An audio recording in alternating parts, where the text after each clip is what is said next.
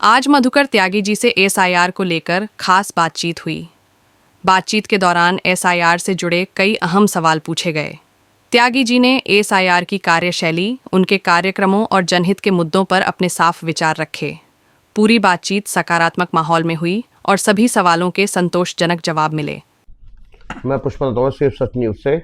हम आए हैं आज राजनगर एक्सटेंशन में। मधुकर त्यागी जी बीजेपी के कर्मठ कार्यकर्ता। मधुकर त्यागी जी, एक सवाल पूछेंगे आपसे। ये एसआईआर क्या है? पूरे देश में हर जगह यह तेजी से फैल रहा है, इसका विशिष्ट क्या है? देखिए पुष्पेंद्र भाई, एसआईआर पहले समझते हैं कि आपने पूछा कि एसआईआर है क्या। और पूरे देश में इस समय जगह जगह आप गली मोहल्ले में देख रहे होंगे कि बीएलओ आपको फोन करके पूछ रहे हैं कि आप एसआईआर के जरिए अपने वोट का पुनरीक्षण किए। पहले इसको समझने का प्रयास करते हैं कि एसआईआर क्या है। आपका सवाल बेहतर है, क्योंकि हर भारतीय मतदाता को, हर व्यक्ति को इसकी जानकारी होना चाहिए। यदि अंग्रेजी में इसको बोला जाए तो स्पेशल इंटेंसिव रिवीजन इसका मतलब होता है, यानी हिंदी में कहा जाए तो मतदाता पुनरीक्षण अभियान है। यानी कि अपनी वोटर लिस्ट को दुरुस्त करने का कार्य ये है। साधारण सा एक मैं उदाहरण के तौर पर आपको समझाऊं, जिस प्रकार हमारा जो शरीर होता है, हम उसको डिटॉक्स करने के लिए, यानी कि उसका शुद्धिकरण करने के लिए, यानी अपने आप को स्वस्थ करने के लिए हम क्या करते हैं? हम व्यायाम करते हैं। हम क्या करते हैं? तरह तरह के औषधियों का प्रयोग करते हैं। तो सेम, यदि हमें मतदाता सूची को दुरुस्त करना है, उसको डिटॉक्स करना है, तो इस एसआईआर को अपनाना पड़ेगा। अब इसमें होता क्या है? एसआईआर में, एसआईआर का यह प्रथम चरण है।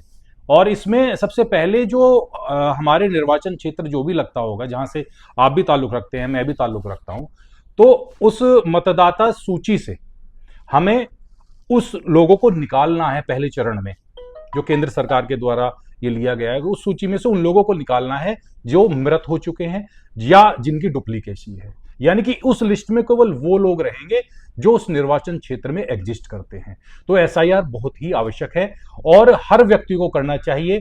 और आपका भी कहीं ना कहीं आज मेरे से इस साक्षात्कार में आपका यही उद्देश्य होगा कि एसआईआर की प्रक्रिया में हर व्यक्ति को भागीदारी देनी चाहिए। और जो लोग अभी रह गए हैं, तो समय रहते हुए हमें एसआईआर के द्वारा अपने बीएलओ से अपना फॉर्म लेकर उसकी प्रक्रिया को पूर्ण करना चाहिए। दूसरा सवाल, इसकी क्या आवश्यकता आन पड़ी है, जो खास तौर पर जो ये विपक्षी दल भारत विरोध कर रहा है? देखिए, इसकी आवश्यकता इस कारण से है कि आप देखते होंगे कि भारतवर्ष के अंदर समय समय पर हमें बात सुनने को मिलती है कि बांग्लादेश से कुछ घुसपैठिए अंदर आ गए हैं, कुछ घुसपैठिए किसी अन्य देशों से आ गए हैं, पाकिस्तान से भी हो सकते हैं, बांग्लादेश की तो हम बात कर ही रहे हैं। तो उस घुसपैठ को कायदे में रोका जाए, यानी कि जो वोटों की डुप्लीकेसी हो गई है उसको भी खत्म करना है। और जो अनावश्यक हमारे ऊपर थोपे गए लोग हैं, जिन लोगों ने कुछ तथाकथित नेताओं के द्वारा, जिनका आप मेरे से अभी जिक्र कर रहे हैं कि भारतीय जनता पार्टी के जो विरोधी दल हैं, वो सब ये चाहते हैं कि वो दल की इस एसआईआर का विरोध कर रहे हैं। तो मुझे ऐसा लगता है यदि वो विरोध कर रहे हैं तो उसका एक ही कारण है कि वो नहीं चाहते कि वो उसको अपनी वोटर लिस्ट मानते हैं, जो बांग्लादेश से या अन्य देशों से लोग घुसपैठ करके यहाँ आए हैं। तो अति आवश्यक है कि भारत मूल के ही लोग वोट का अधिकार रखें। भारत के किसी भी लोकसभा क्षेत्र में हो या विधानसभा क्षेत्र में हो, जब भी कोई व्यक्ति आए तो वो शुद्ध वोट जाए, ना कि अनावश्यक वोट जाए। मैं बिहार का इस विषय में आपको ताजा उदाहरण बता रहा हूं। लगभग 70-80 लाख के आसपास जो आंकड़े निकल कर आए हैं, क्योंकि वो वोटें सारी की सारी फर्जी थी। वो कहीं ना कहीं वही वोटें थी जो हमारे देश में घुसपैठ करके लोग आए थे। तो हमारी वोटर लिस्ट दुरुस्त होनी चाहिए और इसकी अति आवश्यकता है। हर स्टेट में ये लागू हो चुका है और हर स्टेट को इसको अपनाना चाहिए और अपनी वोट को दुरुस्त करना चाहिए। मधुकर त्यागी जी, हमारा तीसरा सवाल है, इसका क्या प्रभाव पड़ेगा? विशेष क्या अपना पक्ष रखेंगे? देखिए, प्रभाव की बात वही आती है जब आपकी मतदाता सूची शुद्ध होगी। तो आप ये सुनिश्चित हो जाएंगे, जब आप मत करके आए होंगे, माना आपके निर्वाचन क्षेत्र में 1 लाख मतदाता हैं, और आपने जिस मतदाता को चुनने का प्रयास अपने मत के प्रयोग से किया है, आपने तो वोट दे दिया, लेकिन हो सकता है उसमें घुसपैठिया जो वोटें हैं, जो अनावश्यक वोटें हैं, जो डुप्लीकेशी वोटें हैं, वो आपके मत पक्ष वाले लोगों से कहीं अधिक हुई, तो आपका मत जो कैंडिडेट है, जो प्रत्याशी, वो कभी नहीं जीत पाएगा। तो सच की जीत नहीं होगी। आपका चैनल का नाम भी है सिर्फ सच। मैं तभी इस बात को रख रहा हूं क्योंकि भारतीय जनता पार्टी अब उस मुहिम पर है कि वो किसी भी प्रकार से, चाहे राजनीतिक में इन वोटों का दुरुस्तीकरण हो या अन्य किसी भी क्षेत्र में, वो कहीं भी भारत के पक्ष की बात करती है, राष्ट्र के पक्ष की बात करती है। तो हमें इस एसआईआर पर विशेष ध्यान देने की आवश्यकता और जागरूकता की आवश्यकता है। त्यागी जी, हमारा चौथा सवाल होगा, सीए को लेकर देश के कानून बन चुका है, कानून एनसीआरसी को लेकर चर्चा में है, इस प्रकार का कानून बन रहा है, क्या आप आने वाले समय को इसका क्या प्रभाव होगा?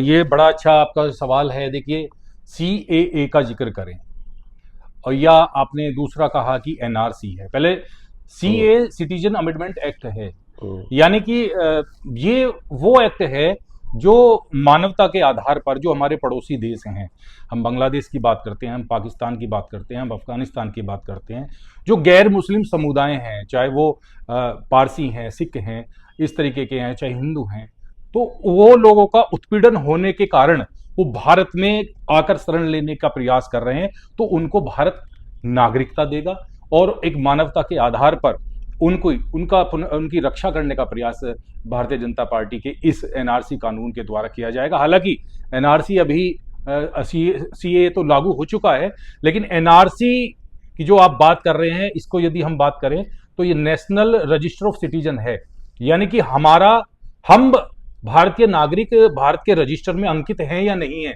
यह वह रजिस्टर है। जिस प्रकार से आप देखते होंगे, आपके घर का राशन कार्ड है तो उसमें आपके परिवार के सभी लोगों के नाम चढ़ जाते हैं। यदि आप भारतीय मूल के नागरिक हैं तो आपका नाम एनआरसी रजिस्टर में होना ही चाहिए। दूसरा, यदि हम देखें कि एसआईआर की हम बात कर रहे हैं, तो एसआईआर एनआरसी का प्रथम चरण आप मान सकते हैं, क्योंकि आप उसकी एक पहली स्टेज है कि हम यदि वोटर मतदाता को दुरुस्त कर देंगे तो तकरीबन जो हम घुसपैठिए लोगों की बात करें तो हमारा एनआरसी को लेकर लगभग मैं मान के चलता हूं 50 से 60% का कार्य पूर्ण हो जाएगा। तो इस प्रकार के कानूनों की अति आवश्यकता है यदि हमें सुरक्षित रहना है और अपने भारतीय मूल के लोगों को अच्छी तरीके से उनके विकास के कार्यों में जोड़ना है। तो ये कानून एनआरसी भी आना चाहिए, सीए तो लागू हो ही चुका है और एसआईआर पर भली भांति कार्य चल ही रहा है, आप देख रहे हैं। त्यागी जी, हमारा अगला सवाल होगा, नक्सली हिंडवा जो मारे जाने पर विरोध का प्रदर्शन हो रहा है दिल्ली में, इसके लिए आप क्या कहना चाहेंगे? देखिए, ये बड़ी शर्मनाक बात है हम भारतीय मूल के लोगों के लिए, और जो इसका विरोध कर रहे हैं मैं उनके लिए कहूँगा। पहले तो जो लोग विरोध कर रहे हैं, नक्सली हिडमा वो शख्स है जिसने मैं अभी देख भी रहा था न्यूज़ चैनल के माध्यम से, और नारे इस बेतुके लग रहे हैं और शर्मनाक लग रहे हैं, क्योंकि नक्सली हिडमा ने सीआरपीएफ के, जो हमारी सेना के जो जवान हैं, अनेकों बार आक्रमण करके तकरीबन 150 से ज़्यादा हमारे भारतीय जवान इसमें शहीद हुए हैं। और उसके बावजूद भी भारतीय मूल के लोग दिल्ली में, मैं आपको इस प्रकरण का थोड़ा विश्लेषण अच्छे से बता दूं, क्योंकि वहां पर प्रदर्शन किया जा रहा था दिल्ली के अंदर एयर क्वालिटी इंडेक्स को लेकर कि प्रदूषण, मतलब दिल्ली के अंदर जो हवा की में जो अशुद्धता आ गई है उसको लेकर प्रदर्शन था। लेकिन जैसे ही नक्सली हिडमा मारा गया तो उसके प्रदर्शन के रूप को बदल दिया गया। तो ये असामाजिक तत्व, अविरोधी, जो मतलब देश के विरोध के लोग हैं, और एक नारा उन्होंने दिया कि हर घर से ये हिडमा निकलेगा, आप कितने हिडमा मारोगे, हर घर से हिडमा निकलेगा। तो उन लोगों को शर्म आनी चाहिए, क्योंकि वो लोग इस देश की खाते हैं और उस प्रकार के असामाजिक और देश विरोधी लोगों के पक्ष की बात करते हैं। तो मैं आपके चैनल के माध्यम से कहूँगा, यदि इस प्रकार के उनके बेतुके बयान हैं, तो उन्होंने कहा है कि आप कितने हिडमा मारोगे, हर घर से हिडमा निकलेगा। मैं उनको बताना चाहूँगा कि जिस घर से हिडमा निकलेगा हम उस हिडमा को मारेंगे, क्योंकि इनकी आतंकवाद का खात्मा करने के लिए हमारे देश के यशस्वी गृह मंत्री अमित शाह जी जिस प्रयास में लगे हुए हैं, पूरा देश उनके साथ है, मोदी जी के साथ है, और साथ में इस नक्सलवाद को खत्म करने के लिए भी वो तत्पर हैं। तो उस पूरे देश को, जब राष्ट्र हित की बात हो, देश की सुरक्षा की बात हो, चाहे विरोधी दल कोई भी हो, जब राष्ट्र हित की बात हो तो वहाँ राजनीति नहीं करनी चाहिए। और इस प्रकार की ओछी राजनीति यदि कोई विपक्ष का कोई भी व्यक्ति कर रहा है तो बड़ी शर्मनाक बात है। देश के हित में कार्य करना चाहिए। सिर्फ सच न्यूज़ के उत्तर प्रदेश के क्राइम ब्यूरो चीफ हमारे असलम भाई हैं। हम एसआईआर के लिए बारे में इनसे कुछ पूछेंगे। सर, मैं इसमें यही कहना चाहता हूँ कि आज मधुकर त्यागी जी से जो हमारी बात हुई है वो सबके लिए है, देश हित के लिए है।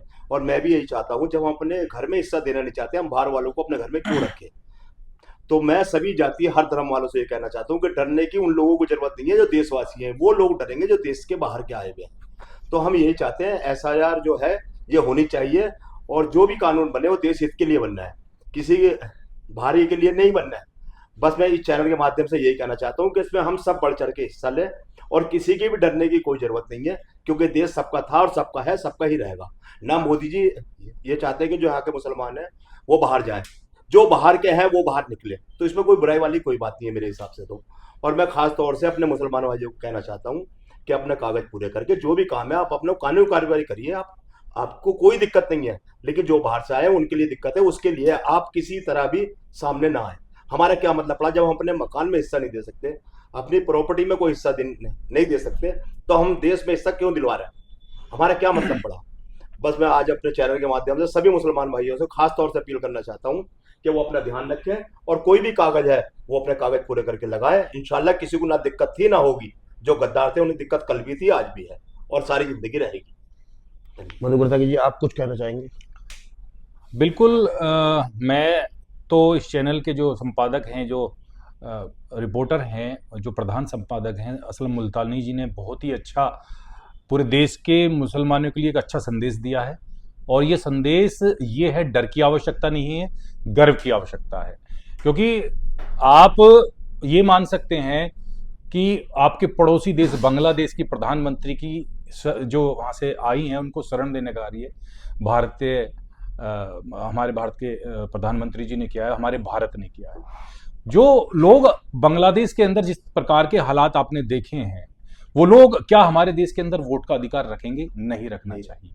क्या आपकी गाढ़ी कमाई उनको सब्सिडी के रूप में या कोटे पर जिस प्रकार से उन्हें गेहूं दाल चावल मिल रहे हैं, क्या उनको मिलना चाहिए? नहीं मिलना चाहिए। जो आपका हक है वो आपका ही रहना चाहिए। जो हक हमारे देश के हर व्यक्ति का है वो रहना चाहिए। और बिल्कुल असलम जी ने इस विषय में बहुत अच्छा पक्ष रखा। तो हमें डरने की आवश्यकता कतई नहीं है, और ना ही डरना है, अपने अधिकार का प्रयोग करना है और इस एसआईआर में भागीदारी देनी है। क्योंकि यह देश जितना अन्य लोगों का है, जितना भारत के मूल के लोगों का है, अन्य जैसे चाहे आप हिंदू की बात कर लें, पंजाबी की बात कर लें, यह देश हमारे देश के अंदर जो मुसलमान भाई रहते हैं उनका भी है।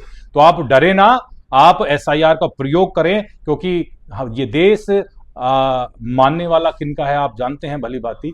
हमारे देश के अंदर जब आज़ादी की लड़ाई लड़ी जा रही थी तो उसमें ऐसे ऐसे योद्धा भी थे जो मुस्लिम समाज से आते थे, और अभी हमारे देश के राष्ट्रपति अब्दुल कलाम भी मुस्लिम समाज से आते थे।